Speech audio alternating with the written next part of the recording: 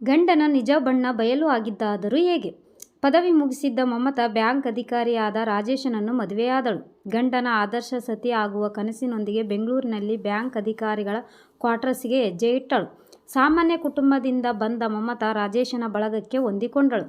ರಾಜೇಶನಿಗೆ ಬ್ಯಾಂಕಿನ ಕೆಲಸದಲ್ಲಿ ಹೆಚ್ಚಿನ ರಜೆಗೆ ಅವಕಾಶ ಇಲ್ಲದ ಕಾರಣ ಅನಿವಾರ್ಯ ಪ್ರಸಂಗದ ಸಮಯದಲ್ಲಿ ಮಾತ್ರ ಊರಿಗೆ ಹೋಗುತ್ತಿದ್ದರು. ಬ್ಯಾಂಕ್ ಒದಗಿಸಿದ 2 ಕೊಠಡಿಯೂ ಚಿಕ್ಕದಾದರೂ ಅವಳಿಗೆ ಸಮಸ್ಯೆ ಇರಲಿಲ್ಲ. ಬಂದವರನ್ನು ಸ್ವಾಗತಿಸುತ್ತಾ, ಬಂಧುಗಳ ಮನೆಗೆ ಹೋಗಿ ಬರುತ್ತಾ ತಾನು ಎಂಥ ಭಾಗ್ಯಶಾಲಿ ಎಂದು ಮಮತಾ ತೃಪ್ತಿಪಡುತ್ತಿರುವಾಗ ಗರ್ಭಿಣಿಯಾದಳು. ಮೊದಲ ಬಸುರಿನಲ್ಲಿಯೇ ಗಂಡನ ಪ್ರೀತಿಯ ಪರಿಚಯ ಅವಳಿಗಾಯಿತು. ನಿತ್ಯ ರಾಜೇಶ ಬ್ಯಾಂಕಿನಿಂದ ಬರುವುದು ತಡವಾಗಿದ್ದರೂ ಅವನೆಂದೂ ಬರೀ ಕೈಯಲ್ಲಿ ಬರುತ್ತಿರಲಿಲ್ಲ. ಜೊತೆಗೆ ತಿನ್ನಲು ಏನಾದರೂ ಕಟ್ಟಿಸಿಕೊಂಡು ಬರುತ್ತಿದ್ದ. ಬೆಳಗಿನ ಹೊತ್ತು ಮಮತಾಳಿಗೆ ಆಲಸ್ಯದಿಂದ ತಿಂಡಿ ಮಾಡಲು ಸಾಧ್ಯವಾಗದಿದ್ದಾಗ ಹತ್ತಿರದ ಹೋಟೆಲ್ನಿಂದ ಬಿಸಿಯಾದ ತಿಂಡಿ ಕಟ್ಟಿಸಿಕೊಂಡು ತರುತ್ತಿದ್ದ. ಮಧ್ಯಾಹ್ನದ ಊಟಕ್ಕೆ ಅಡುಗೆಯನ್ನು ಅವಳು ಮಾಡಿಕೊಳ್ಳುತ್ತಿದ್ದಳು. ಅವಳಿಗೆ ಶ್ರಮವಾಗದಂತೆ ಪ್ರೀತಿಯ ಮಾತನಾಡುತ್ತಾ ಆರೈಕೆ ಮಾಡುತ್ತಾ ಅವಳಲ್ಲಿ ಧನ್ಯತೆಯ ಭಾವನೆ ಮೂಡಿಸುತ್ತಿದ್ದ ರಾಜೇಶ. ಹೆರಿಗೆಗೆ ತವರು ಮನೆಗೆ ಹೋಗುವಾಗ ಗಂಡನನ್ನು ಬಿಟ್ಟು ಹೋಗಬೇಕಲ್ಲ ಎಂದು ನೊಂದುಕೊಂಡಳು. ಅಷ್ಟೊಂದು ಪ್ರೀತಿ ಮಾಡುವ ಗಂಡನನ್ನು 5-6 ತಿಂಗಳು ಬಿಟ್ಟಿರಬೇಕಲ್ಲ ಎಂದು ಅವಳು ತುಂಬ ಹತ್ತುಕೊಂಡಳು. ತನ್ನ ಅಮ್ಮನನ್ನು ಕರೆಸಿ ಬೆಂಗಳೂರಿನಲ್ಲಿ ಮೊದಲ ಹೆರಿಗೆಯನ್ನು ಮಾಡಿಸಿಕೊಂಡರೆ ತುಂಬ ಒಳ್ಳೆಯದು ಎಂದು ಯೋಚಿಸತೊಡಗಿದಳು. ಆಗ ರಾಜೇಶ ಒಲವಿನಿಂದ ತವರಿನ ಮಹತ್ವವನ್ನು ವಿವರಿಸಿ, ಹೆರಿಗೆ ಅಂತಹ ಪ್ರಕ್ರಿಯೆ ತಾಯಿ ಮನೆಯಲ್ಲಿ ಆಗುವುದು ತುಂಬ ಒಳ್ಳೆಯದು ಎಂದು ಹೇಳಿ ಅವಳಿಗೆ ಮನವರಿಕೆ ಮಾಡಿ ಮಮತಾಳನ್ನು ತವರು ಮನೆಗೆ ಹೆರಿಗೆಗೆ ಕಳಿಸಿದ. ಹೆಂಡತಿಗೆ ಹೆರಿಗೆ ಆಗುವ ಹೊತ್ತಿಗೆ ರಾಜೇಶನಿಗೆ ಹುಬ್ಬಳ್ಳಿಗೆ ವರ್ಗಾವಣೆಯಾಗಿತ್ತು. ಹೊಸ ಊರನ್ನು ನೋಡಲು ರಾಜೇಶನಿಗೆ ಹುಮ್ಮಸ್ಸು ಇತ್ತು. ಆದರೆ ಹೆಂಡತಿ ಬಾಣಂತಿಯಾಗಿರುವಾಗ ಬಿಟ್ಟು ಹೋಗುವುದು ಹೇಗೆ ಎಂಬ ಅಪರಾಧ ಭಾವನೆ ಕಾಡುತ್ತಿದೆ ಎಂದು ಪತ್ರ ಬರೆದಿದ್ದು ಓದಿಕೊಂಡಾಗ ಇಂಥ ಗಂಡನನ್ನು ಪಡೆದ ತಾನೇ ಪುಣ್ಯವಂತೆ ಎಂದುಕೊಂಡಳು ಮಮತಾ. ಅದಕ್ಕೆ ಸುದೀರ್ಘ ಪತ್ರ ಬರೆದು, ಕೆಲವೇ ತಿಂಗಳುಗಳಲ್ಲಿ ನಾನು ಮಗುವಿನೊಟ್ಟಿಗೆ ನಿಮ್ಮ ಬಳಿ ಬಂದು ಸೇರಿಕೊಳ್ಳುತ್ತೇನೆ ಎಂದು ಧೈರ್ಯ ತುಂಬಿದಳು. ಅವಳು ಹುಬ್ಬಳ್ಳಿಗೆ 4 ತಿಂಗಳ ಹೆಣ್ಣು ಮಗುವನ್ನು ಕರೆದು ಆಗ ಬ್ಯಾಂಕ್ ಒದಗಿಸಿದ ಮನೆಯಲ್ಲಿ ರಾಜೇಶ ಅಳಬನಾಗಿದ್ದ. ಗುತ್ತಿಗೆ ಪಡೆದ ಪ್ರತ್ಯೇಕ ಮನೆ ಒಂದನ್ನು ರಾಜೇಶನಿಗೆ ಕೊಡಲಾಗಿತ್ತು. ಆ ಮನೆ ತುಂಬ ದೊಡ್ಡದಾಗಿತ್ತು. 3 ದೊಡ್ಡ ಕೊಠಡಿಗಳ ಮನೆಯಾಗಿತ್ತು. ಮಗಳಿಗೆ ಸಹಾಯ ಮಾಡಲು ಮಮತಾಳ ತಾಯಿ ಕೆಲವು ದಿನಗಳ ಮಟ್ಟಿಗೆ ಬಂದಿದ್ದರು. ಅವರು ಹಿಂತಿರುಗಿದ ಮೇಲೆ ಇಡೀ ಮನೆಯಲ್ಲಿ ಪುಟ್ಟ ಮಗುವಿನೊಂದಿಗೆ ಇಬ್ಬರೇ ಇರುವಂತಾಗಿತ್ತು. ಮಮತಾ ಮನೆ ಕ್ಲೀನಾಗಿ ಇಟ್ಟುಕೊಳ್ಳುವ ಭರದಲ್ಲಿ ಮತ್ತು ಮಗಳ ಲಾಲನೆ ಪೋಷಣೆಯಲ್ಲಿ ಗಂಡನ ನಡವಳಿಕೆಗಳನ್ನು ಗಮನಿಸುವ ಸ್ಥಿತಿಯಲ್ಲಿ ಇರಲಿಲ್ಲ. ರಾಜೇಶ ಬೆಂಗಳೂರಿನಲ್ಲಿ ಹೇಳುತ್ತಿದ್ದಂತೆ ಪ್ರತಿನಿತ್ಯ ಬೆಂಗಳೂರಿನ ಅನುಭವಗಳನ್ನು ಮಮತಾಳಿಗೆ ಹೇಳುತ್ತಿದ್ದನು. ಹೊಸದಾಗಿ ಬಂದ ಎಳೆಯ ವಯಸ್ಸಿನ ಸಹೋದ್ಯೋಗಿ ಮಹಿಳೆಯರ ಬಗ್ಗೆ ಹೆಚ್ಚು ಕುತೂಹಲತೆಯಿಂದ ಮಾತನಾಡುತ್ತಿದ್ದ. ಹಿರಿಯ ಸಹೋದ್ಯೋಗಿಗಳಂತೆ ಕೆಲವೊಮ್ಮೆ ಮಹಿಳಾ ಸಹೋದ್ಯೋಗಿಗಳನ್ನು ಮನೆಗೆ ಕರೆತರುತ್ತಿದ್ದನು. ಒಮ್ಮೆ ಅವನು ಒಟ್ಟಿಗೆ ಸ್ಕೂಟರ್ನಲ್ಲಿ ಬಂದಿದ್ದ ಬೆಂಗಳೂರಿನ ತರುಣಿ ರೇಖಾ ಎಂಬುವಳು ಒಂದು ಭಾನುವಾರ ಪೂರ್ತಿ ಅವರ ಮನೆಯಲ್ಲಿಯೇ ಕಳೆದು ಸೋಮವಾರ ಬ್ಯಾಂಕಿಗೆ ಅವನ ಜೊತೆ ಹೋಗಿದ್ದಳು. ಪಾಪ, ಮನೆಯನ್ನು ಬಿಟ್ಟು ಇದೇ ಮೊದಲ ಸಲವಂತೆ ಹೊರಗೆ ಬಂದಿರುವುದು. ಹಾಸ್ಟೆಲ್ನಲ್ಲಿದ್ದಾಳೆ. ಬೆಂಗಳೂರಿನಿಂದ ವರ್ಗವಾಗಿ ಬಂದು ವಾರವಷ್ಟೇ ಆಯಿತು. ಈ ಕಡೆಯ ಜನರ ನಡವಳಿಕೆ ಸ್ವಲ್ಪ ಹೊರಟು.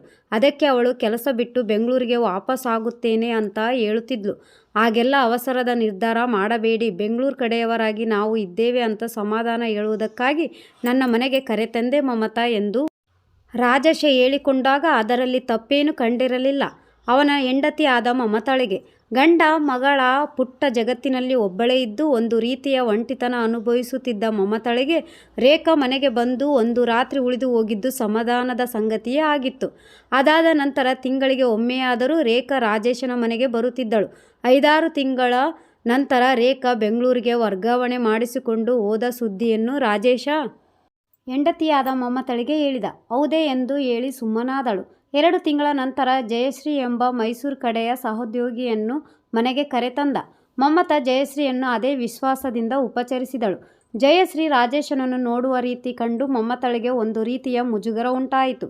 ಜಯಶ್ರೀ ಹೋದ ಮೇಲೆ ಗಂಡನನ್ನು ಈ ಬಗ್ಗೆ ಕೇಳಿದರೆ ಅವರು ಹೇಗೆ ನೋಡಲಿ, ನಾವು ನೋಡುವ ದೃಷ್ಟಿಯಲ್ಲಿ ಪಾರದರ್ಶಕತೆ ಇರಬೇಕು ಎಂದು ಸಮಜಾಯಿಸಿಕೊಟ್ಟ. ಅದನ್ನು ಮಮತಾ ಒಪ್ಪಿಕೊಂಡಳು. ರಾಜೇಶನ ಹೆಚ್ಚಿನ ಸಹೋದ್ಯೋಗಿಗಳು, ಅದರಲ್ಲಿ ಮಹಿಳೆಯರು, ಕೆಲವೇ ತಿಂಗಳ ನಂತರ ನಾಪತ್ತೆಯಾದವರಂತೆ ಮರೆಯಾಗಿ ಬಿಡುತ್ತಿದ್ದರು. ಬರುತ್ತಾ ರಾಜೇಶ ರಾತ್ರಿ ಬರುವ ಸಮಯ ಏರುಪೇರಾಗುತ್ತಿತ್ತು. ಎಷ್ಟೋ ಸಲ ಮಮತಾ ಸಹನೆ ಕಳೆದುಕೊಂಡು ರಾಜೇಶನ ಜೋಡಿ ಕಿರಿಕಿರಿ ಮಾಡತೊಡಗಿದಳು. ಆಗ ರಾಜೇಶ ವಾರಾಂತ್ಯದಲ್ಲಿ ಸಂಜೆ ಊಟಕ್ಕೆಂದು ಹೊರಗೆ ಕರೆದುಕೊಂಡು ಹೋಗಿ ಅವಳಿಗೆ ಸೀರೆ ಮತ್ತು ಒಡವೆಗಳನ್ನು ಕೊಡಿಸುತ್ತಿದ್ದ. ಅವನ ಮೇಲೆ ಹೆಚ್ಚು ಕಾಲ ಅಸಹನೆ ಉಳಿಯುತ್ತಿರಲಿಲ್ಲ. ಬದಲಾಗಿ ತಾನು ಅದೃಷ್ಟವಂತೆ ಎಂಬ ಭಾವನೆ ಅವಳಲ್ಲಿ ಮೂಡುತ್ತಿತ್ತು. ಹೀಗೆ ಅವರ ಜೀವನ ಸಾಗುತ್ತಿರುವಾಗ ಮಮತಾ 2ನೇ ಮಗುವಿಗೆ ಜನ್ಮ ಕೊಟ್ಟಳು. ಮೊದಲನೇ ಮಗಳು ಹೈಸ್ಕೂಲ್ ಓದುತ್ತಿದ್ದಳು. 2ನೇ ಮಗ 3ನೇ ತರಗತಿಗೆ ಕಾಲಿಟ್ಟ ವರ್ಷ. ರಾಜೇಶನಿಗೆ ಉತ್ತರ ಭಾರತದ ಸೇವೆ ಅಂಗವಾಗಿ ದೆಹಲಿಗೆ ವರ್ಗಾವಣೆಯಾಯಿತು.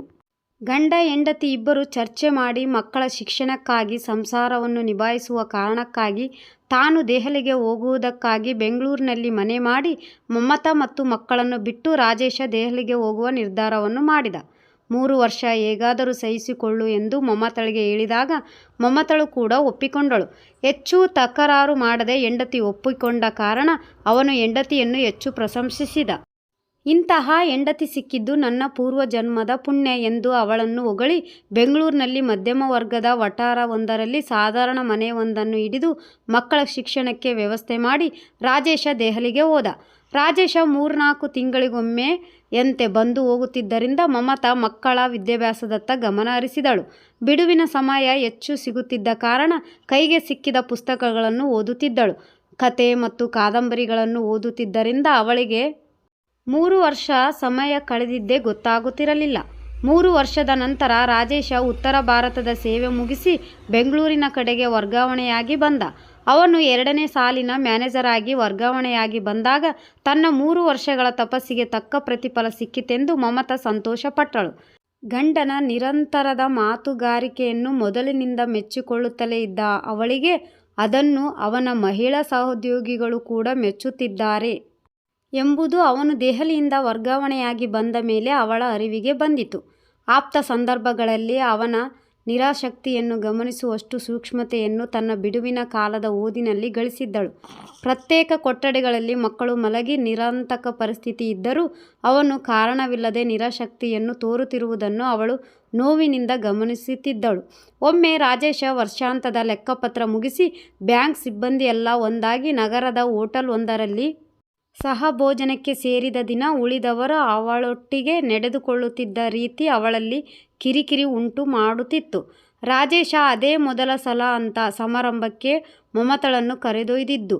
ಗಂಡನ ಪುರುಷ ಸಹೋದ್ಯೋಗಿಗಳು ತನ್ನೆಡೆಗೆ ಅನುಕಂಪದ ದೃಷ್ಟಿ ಬೀರುತ್ತಿದ್ದಾರೆ ಎಂಬ ಭಾವನೆ ಅವಳಲ್ಲಿ ಬರತೊಡಗಿತು. ಹಿರಿಯ ಮ್ಯಾನೇಜರ್ ಅವರ ಪತ್ನಿ ಎಂದು ಪರಿಚಯಿಸಿಕೊಂಡ ನಡು ವಯಸ್ಸಿನ ಮಹಿಳೆ ಎಂಬ ಅಂಬಿಕಾ ಎಂಬುವವರು ತುಂಬ ಅನುಕಂಪದಿಂದಲೇ ಮಾತನಾಡಿಸಿ ಉಪಚರಿಸಿದರು. ನಿಮ್ಮನ್ನು ಹೇಗೆಯೋ ಅಂದುಕೊಂಡಿದ್ದೇವಲ್ಲರಿ, ಎಷ್ಟು ಚೆನ್ನಾಗಿದ್ದೀರಿ ಎಂದು ಮೆಚ್ಚುಗೆಯಿಂದ ಹೇಳಿದಾಗ ಅದಕ್ಕೆ ಪ್ರತಿಯಾಗಿ ಏನು ಹೇಳಲು ತೋಚಲಿಲ್ಲ ಮಮತಾಳಿಗೆ. ಎಲ್ಲೋ ಏನೋ ತಪ್ಪಿದೆ ಎಂಬುದನ್ನು ಸುಲಭವಾಗಿ ಗ್ರಹಿಸಿದ ಮಮತಾ, ನಿಮ್ಮೊಟ್ಟಿಗೆ ಆಪ್ತವಾಗಿ ಮಾತನಾಡುವುದಿದೆ, ಬಿಡುವಾಗಿ ಸಿಗುತ್ತೀರಾ ಎಂದು ಕೇಳಿ ಮರುದಿನವೇ ಅವರ ಮನೆಗೆ ಭೇಟಿ ನೀಡುವ ಕಾರ್ಯಕ್ರಮವನ್ನು ನಿಗದಿಪಡಿಸಿಕೊಂಡಳು. ತನ್ನ ತಳಮಳವನ್ನು ಪ್ರಯತ್ನಪೂರ್ವಕ ಹತ್ತಿಕ್ಕಿಕೊಂಡು ಅಂದು ರಾತ್ರಿ ಗಂಡನೊಡನೆ ಸಹಜವಾಗಿ ವ್ಯವಹರಿಸಿದಳು. ಮಕ್ಕಳು ಶಾಲೆಗಳಿಗೆ, ಗಂಡ ಬ್ಯಾಂಕಿಗೆ ಹೋದ ಮೇಲೆ ಮನೆ ಕೆಲಸವನ್ನು ಬೇಗ ಮುಗಿಸಿದ ಮಮತಾ ಶೃಂಗರಿಸಿಕೊಂಡು ಹೊರಟಳು. ಅಂಬಿಕೆ ಇದ್ದ ಬ್ಯಾಂಕಿನ ಮ್ಯಾನೇಜರ್ ವಸತಿ ಗೃಹ ಇಳಿದಿದ್ದ ಮನೆಗೆ ಹೆಚ್ಚು ದೂರವೇನೂ ಇರಲಿಲ್ಲ. ಅವಳನ್ನು ನಿರೀಕ್ಷೆಯೇ ಇದ್ದ ಅಂಬಿಕಾ ಬಾಗಿಲು ತೆರೆದು ಆಪ್ತವಾಗಿ ಮಮತಾಳನ್ನು ಬರಮಾಡಿಕೊಂಡಳು. ಪರಸ್ಪರ ಖಾಸಗಿ ವಿಷಯಗಳ ವಿನಿಮಯಕ್ಕೆ ಹೆಚ್ಚು ಸಮಯ ಹಿಡಿಯಲಿಲ್ಲ. ಅಂಬಿಕಾ ಅವರು ಹುಬ್ಬಳ್ಳಿಯಲ್ಲಿ ಸ್ವಲ್ಪ ಕಾಲ ಇದ್ದು ಬಂದವರೇ. ರಾಜೇಶ ಕಿರಿಯ ಶ್ರೇಣಿಯ ಅಧಿಕಾರಿಯಾಗಿದ್ದ. ಅವರ ಯಜಮಾನರು 2ನೇ ಶ್ರೇಣಿಯ ಮ್ಯಾನೇಜರ್ ಆಗಿದ್ದರಂತೆ. ಆಗ ಮಮತಾ, ನೋಡಿ, ನಿಮ್ಮ ಮಗಳು ಅಂತ ತಿಳಿದುಕೊಂಡು ದಯವಿಟ್ಟು ನನಗೆ ಗೊತ್ತಿರುವುದನ್ನು ಹೇಳಿ. ನನ್ನ ಗಂಡ ತುಂಬ ಚೆನ್ನಾಗಿ ಮಾತನಾಡಿ ನನ್ನನ್ನು ಮರಳು ಮಾಡಬಲ್ಲರು ಅಂತ ನನಗೆ ಗೊತ್ತು. ಅವರು ಪ್ರತಿ ಸಲ ನನಗೆ ಏನಾದರೂ ಕೊಡಿಸುತ್ತಾರೆ ಎಂದರೆ ನನಗೆ ಭಯ ಬರಲಿಕ್ಕೆ ಶುರುವಾಗುತ್ತಿದೆ. ಇತ್ತೀಚೆಗಂತೂ ಅವರ ವರ್ತನೆಯನ್ನು ಅರ್ಥ ಮಾಡಿಕೊಳ್ಳುವುದೇ ಕಷ್ಟವಾಗುತ್ತಿದೆ. ನಾನು ಪದವಿ ಪಡೆದವಳು. ಮನಸ್ಸು ಮಾಡಿದರೆ ಮದುವೆಯಾದ ಮೇಲೂ ಕೆಲಸಕ್ಕೆ ಸೇರಿಕೊಳ್ಳಬಹುದಿತ್ತು. ಆದರೆ ಗೃಹಿಣಿಯಾಗಿ ಅವರೊಟ್ಟಿಗೆ ಬದುಕು ನಡೆಸುವುದನ್ನು ಆಯ್ಕೆ ಮಾಡಿಕೊಂಡೆ. ನನಗೆ ಅನ್ಯಾಯವಾಗುತ್ತಿದ್ದರೆ ಅದನ್ನು ನಿಮ್ಮಂಥವರು ನನಗೆ ತಿಳಿಸದಿದ್ದರೆ ಅದನ್ನು ಬೆಂಬಲಿಸಿದಂತೆಯೇ ಆಗುತ್ತದೆ ಅಲ್ವಾ ಎಂದು ಭಾವುಕತೆಯಿಂದ ಮಮತಾ ಹೇಳುತ್ತಿದ್ದಾಗ ಅಂಬಿಕಾ ಕಣ್ಣಲ್ಲಿ ಹುಬ್ಬಳ್ಳಿಯಲ್ಲಿ ಕೆಲಸ ಮಾಡುತ್ತಿದ್ದ ರೇಖಾ ಮತ್ತು ಜಯಶ್ರೀ ಅವರ ಚಿತ್ರ ಮಸುಕಾಗಿ ಕಂಡಿತ್ತು. ನಾವು ಹುಬ್ಬಳ್ಳಿಯಲ್ಲಿದ್ದಾಗ ರೇಖಾ ಅಂತ ಒಬ್ಬಳು ನಮ್ಮ ಮನೆಗೆ ಬಂದಿದ್ದಳು ಎಂದು ಮಮತಾ ಹೇಳಿದಾಗ ಅಂಬಿಕಾ, ಅವಳು ನಿಮ್ಮ ಗಂಡನ ಕ್ಲಾಸ್ಮೇಟ್ ಅಂತಲ್ಲ, ಇಬ್ಬರು ಮದುವೆ ಆಗಬೇಕು ಅಂದುಕೊಂಡಿದ್ರಂತೆ ಎಂದು ಹೊಸ ಸಂಗತಿಯನ್ನು ಬಯಲು ಮಾಡಿದಳು. ಆದರೆ ನನ್ನೊಟ್ಟಿಗೆ ಬೇರೆ ಕತೆ ಹೇಳಿದ್ರಲ್ಲ ಎಂದು ತನ್ನಷ್ಟಕ್ಕೆ ಹೇಳಿಕೊಂಡ ಮಮತಾ ಕಣ್ಣ ಮುಂದೆ ಮನೆಗೆ ಬಂದು ಹೋಗುತ್ತಿದ್ದ ಅನೇಕ ಹೆಂಗಸರ ಚಿತ್ರಗಳು ಸುಳಿದವು. ಇಷ್ಟು ವರ್ಷ ಕಾಲದ ತನ್ನ ಪೆದ್ದುತನಕ್ಕೆ ಸಿಟ್ಟು ಬಂದ ತನ್ನ ಕಣ್ಣುಗಳಲ್ಲಿ ನೀರು ತುಂಬಿಕೊಂಡವು. ತನ್ನನ್ನು ಗಂಡ ಎಷ್ಟು ನಾಜೂಕಾಗಿ ಮೋಸಪಡಿಸುತ್ತಿದ್ದಾನೆ ಎಂಬುದನ್ನು ನಂಬಲು ಅವಳಿಗೆ ಸಾಧ್ಯವಾಗಲಿಲ್ಲ. ಅವನ 3 ವರ್ಷಗಳ ದೆಹಲಿ ವಾಸದಲ್ಲಿ ಬೆಂಗಳೂರಿನಲ್ಲಿ ಒಂಟಿಯಾಗಿ ಉಳಿದ ಮಕ್ಕಳನ್ನು ನೋಡಿಕೊಂಡ ಬವಣೆ ನೆನಪಿಗೆ ಬಂದು ಗಂಟಲು ಕಟ್ಟಿದಂತಾಯಿತು. ಗಂಡನ ಮೆಚ್ಚುಗೆಯ ಮಾತುಗಳ ಹಿನ್ನೆಲೆಗೆ ರೇಖಾಳಂತ ಎಷ್ಟೊಂದು ಹೆಂಗಸರು ಬಿದ್ದಿರಬಹುದು ಎಂಬುದನ್ನು ಅವಳು ಊಹಿಸದಾದಳು. ಸ್ವಲ್ಪ ಹೊತ್ತಿನಲ್ಲಿ ಕಟ್ಟೆ ಒಡೆದಂತೆ ಧುಮುಕಿ ಬಂದ ದುಃಖದ ಆವೇಗ ಅವಳ ಅಳು ಧ್ವನಿಯನ್ನು ತಾರಕಕ್ಕೆ ಏರಿಸಿತು. ಇಷ್ಟಾಚಾರವನ್ನು ಲೆಕ್ಕಿಸದೆ ತಾನು ಬೇರೆಯವರ ಮನೆಯಲ್ಲಿದ್ದೇನೆ ಎಂಬುದನ್ನು ಮರೆತು ಜೋರಾಗಿ ಹತ್ತು ಬಿಟ್ಟಳು. ಮಮತಳನ್ನು ಇಂದಿನ ದಿನವಷ್ಟೇ ನೋಡಿದ್ದರೂ ಅಂಬಿಕಾ ಅವರಿಗೆ ರಾಜೇಶನ ಬಗ್ಗೆ ಮೊದಲೇ ತಿಳಿದಿತ್ತು. ಹುಬ್ಬಳ್ಳಿಯಲ್ಲಿದ್ದಾಗ ತನ್ನ ಗಂಡನೇ ವರದಿ ನೀಡಿದ್ರಲ್ಲ. ಬೇರೆ ಬೇರೆ ನಗರಗಳಲ್ಲಿ ವರ್ಗಾವಣೆಯಾಗಿ ಹೋಗುತ್ತಿದ್ದಾಗ ಹಿಂಬಾಲಿಸಿಕೊಂಡು ಬರುವ ನೆನಪುಗಳಲ್ಲಿ ರಾಜೇಶ ಹೊರಗಿನ ವ್ಯವಹಾರಗಳ ಕತೆಗಳು ಸೇರಿದ್ದವು. ಅವನು ದೆಹಲಿಗೆ ವರ್ಗಾವಣೆಯಾಗಿ ಹೋಗಿದ್ದಾಗ ಅವನ ಕ್ಲಾಸ್ಮೇಟ್ ರೇಖಾ ಅಧಿಕಾರಿಯಾಗಿ ಬಡ್ತಿ ಪಡೆದು ದೆಹಲಿಯನ್ನು ಆಯ್ಕೆ ಮಾಡಿಕೊಂಡಿದ್ದು ಆಕಸ್ಮಿಕ ಇರಲಾರದೆ ಎಂದು ತಾವು ಗಂಡ ಹೆಂಡತಿ ಮಾತನಾಡಿಕೊಂಡಿದ್ದು ಕೂಡ ನೆನಪಿಗೆ ಬಂತು. ಹೆಂಡತಿ ಕುರುಪಿಯಾಗಿದ್ದರೆ ಇಲ್ಲವೇ ಹೆಚ್ಚು ಕಲಿಯದ ಹುಡುಗಿಯಾಗಿದ್ದು ಮನೆಯವರ ಬಲವಂತಕ್ಕೆ ಮದುವೆಯಾದ ಪ್ರಸಂಗಗಳಲ್ಲಿ ಹುಡುಗರು ಬೇರೆ ಕಡೆ ಕಣ್ಣು ಹಾಕುವುದನ್ನು ಅವರು ಕಂಡವರಾಗಿದ್ದರು. ಆದರೆ ಮಮತಳನ್ನು ನೋಡಿದಾಗ ಅಂಬಿಕಾ ಅವರಿಗೆ ರಾಜೇಶ ಆಡಿದ ಮಾತುಗಳೆಲ್ಲ ಸುಳ್ಳು ಎಂದು ಅವರ ಅರಿವಿಗೆ ಬಂದಿತ್ತು. ಮಮತಾ ಅಳುತ್ತಿರುವುದನ್ನು ನೋಡಿದ ಅಂಬಿಕಾ ಅವರಿಗೆ ಕರುಣೆ ಉಕ್ಕಿ ಬಂತು. ಸಮಾಧಾನ ಆಗುವವರೆಗೂ ಮುಕ್ತವಾಗಿ ಅಳಲು ಬಿಟ್ಟು ಅಡುಗೆ ಮನೆಯತ್ತ ತೆರಳಿ ತಣ್ಣಗೆ ಕುಡಿಯಲು ಕೈಗೆ ಸಿಕ್ಕಿದ ಹಣ್ಣನ್ನು ನೀರಿನಲ್ಲಿ ಕಿವುಚಿ ಯಾಲಕ್ಕಿಯನ್ನು ಕುಟ್ಟಿ ಹಾಕಿ ಪಾನಕ ಮಾಡಿ ತಂದರು. ಇರಲಿ, ಸಮಾಧಾನ ಮಾಡ್ಕೊಳ್ಳಮ್ಮ, ಈಗ ಸ್ವಲ್ಪ ಪಾನಕ ಕುಡಿ. ಇಂಥವನ್ನೆಲ್ಲ ಸಮಾಧಾನದಿಂದ ನೋಡಿ ಬಗೆಹರಿಸಿಕೊಳ್ಳಬೇಕು. ನಿನ್ನ ಗಂಡ ನಮ್ಮೊಟ್ಟಿಗೆ ಮಾತನಾಡುವಾಗ ನೀನು ಇಷ್ಟು ಚೆನ್ನಾಗಿದ್ದಿ ಎಂಬ ಕಲ್ಪನೆಯೇ ಬರುತ್ತಿರಲಿಲ್ಲ. ಕೆಲವು ಗಂಡಸರಿಗೆ ಮನೆಯಲ್ಲಿ ರಂಬೆ ಅಂತ ಹೆಂಡತಿ ಇದ್ದರೂ ಇಂತಹ ಚಾಳಿ ಇರುತ್ತೆ, ಅದು ಕ್ರಮೇಣ ಸರಿ ಹೋಗಿ ಬಿಡುತ್ತದೆ. ಆದರೆ ನಿನ್ನ ಯಜಮಾನರಿಗೆ ಹೋದಲ್ಲೆಲ್ಲ ಯಾರಾದರೊಬ್ಬರು ಇದ್ದೇ ಇರುತ್ತಾರಂತೆ. ಈಗಲೂ ಅವರ ಬ್ಯಾಂಕಿನಲ್ಲಿ ಗೌರಿ ಅಂತ ಹುಡುಗಿ ಒಬ್ಬಳು ಇದ್ದಾಳಂತೆ. ಇವರು ಸೆಕೆಂಡ್ ಲೈನ್ ಮ್ಯಾನೇಜರ್ ಅಲ್ವಾ? ತುಂಬ ಸಲಿಗೆಯಿಂದ ಇದ್ದಾರೆ ಅಂತ ಸುದ್ದಿ. ನಿಮ್ಮವರ ಹಿಂದಿನ ಕತೆಗಳನ್ನು ಕೇಳುತ್ತಿದ್ದರೆ ಅದು ಸುಳ್ಳಿರಲಾರದು ಅಂತ ಅನಿಸುತ್ತದೆ. ನೀನು ಹುಷಾರಾಗಿ ಇದನ್ನು ಮ್ಯಾನೇಜ್ ಮಾಡು ಎಂದು ತುಂಬ ಅನುಕಂಪದಿಂದ ಮಾತನಾಡಿ ಅವಳ ದುಗುಡವನ್ನು ಸ್ವಲ್ಪ ಮಟ್ಟಿಗೆ ಉಪಶಮನಗೊಳಿಸಿದರು. ಸ್ವಲ್ಪ ಹೊತ್ತಿಗೆ ಚೇತರಿಸಿಕೊಂಡ ಮಮತಾ, ನಾನು ಬರ್ತೀನಿ ಆಂಟಿ ಎಂದು ಎದ್ದಳು. ಅದು ಸಹಜವಾಗಿ ಬಂದ ಮಾತಾಗಿತ್ತು. ಅದಕ್ಕೆ ತುಂಬ ಸಂತೃಪ್ತರಾದ ಅಂಬಿಕಾ, ಹುಷಾರಾಗಿ ಮ್ಯಾನೇಜ್ ಮಾಡು, ಮಕ್ಕಳ ಎದುರಿಗೆ ಏನು ಮಾತನಾಡಬೇಡ, ದುಡುಕಲೂ ಬೇಡ ಎಂದು ಹೇಳಿ ತೆಂಗಿನಕಾಯಿ ಇಟ್ಟು ಕುಂಕುಮ ನೀಡಿದರು. ಮಕ್ಕಳು ಬರುವ ವೇಳೆಗೆಲ್ಲ ಮನೆ ಸೇರಿದ್ದ ಮಮತಾ ಯಾವುದೇ ಸುಳಿವು ಬಾರದಂತೆ ಮಕ್ಕಳ ಜೊತೆ ವರ್ತಿಸಿದಳು. ಮನೆಯನ್ನು ಚೊಕ್ಕಟವಾಗಿಟ್ಟಿದ್ದಳು. ರಾಜೇಶ 8 ಗಂಟೆಯ ಮೊದಲು ಬರುತ್ತಿರಲಿಲ್ಲ. ಆದರೂ 7 ಗಂಟೆ ವೇಳೆಗೆಲ್ಲ ಚೆನ್ನಾಗಿ ಅಲಂಕರಿಸಿಕೊಂಡಳು. ಅವನು ಬರುತ್ತಲೇ ಬಿಸಿ ಬಿಸಿ ಕಾಫಿ ಕೊಟ್ಟು ಉಪಚರಿಸಿ, ದೇವಸ್ಥಾನಕ್ಕೆ ಹೋಗಿ ಬರೋಣರಿ, ಬರುವಾಗ ತರಕಾರಿ ತಂದರಾಯಿತು ಎಂದು ನಗುತ್ತಲೇ ಎಬ್ಬಿಸಿ ಹೊರಟಳು. ನಿಧಾನವಾಗಿ ನಡೆಯುತ್ತಾ ಹಿಂದಿನ ನೆನಪುಗಳನ್ನು ಅನುಭವಗಳನ್ನು ಮೆಲುಕು ಹಾಕುವಂತೆ ಮಾಡಿದಳು. ಅಂದು ರಾತ್ರಿ ಅಂತೂ ರಾಜೇಶ ಏನು ಗೊತ್ತಾಗದಂತೆ ಎಚ್ಚರಿಕೆ ವಹಿಸಿ ತುಂಬ ಸಂತೃಪ್ತಿಯ ಭಾವವನ್ನು ಪ್ರಕಟಿಸಿದಳು.